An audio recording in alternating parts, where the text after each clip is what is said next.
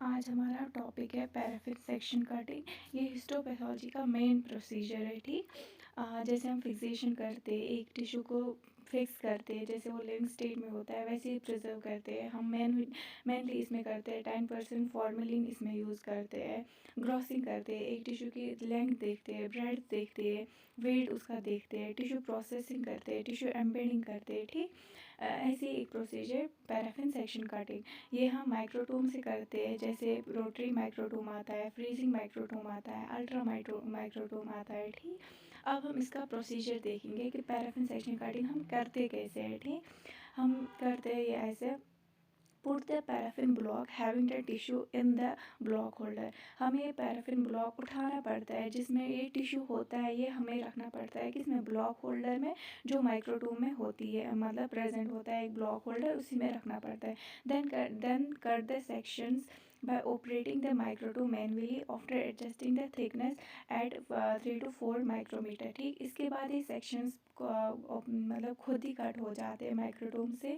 पहले बट हमें पहले माइक्रोटोम की थिकनेस एडजस्ट करनी पड़ती है, वो हमने रखनी पड़ती है 3 to 4 माइक्रोमीटर। ठीक, put the sections with the help of forceps और कैमल हेयर ब्रश। हमें ये सेक्शंस इसके बाद जब ये कट हो जाते हैं उसके बाद हमें सेक्शंस उठाने पड़ते हैं, किससे, फोर्सेप्स से, या वहीं पर कैमल हेयर ब्रश होता है प्रेजेंट हमारी लैब्स में, तो वो उससे हमें ये उठाना पड़ता है ये section. Let the section float on the tissue flotation bath. फिर इसके बाद ये हमें सेक्शन डालना पड़ता है टिश्यू फ्लोटेशन बाथ में, बट उसका टेम्परेचर होना चाहिए 45 to 50 डिग्री सेल्सियस। ठीक, this removes the folds of the section. जो ये टिश्यू फ्लोटेशन बाथ होता है ये क्या करता है, ये रिमूव करता है इस सेक्शन के जो फोल्ड्स हुए होते हैं वो ये रिमूव करता है।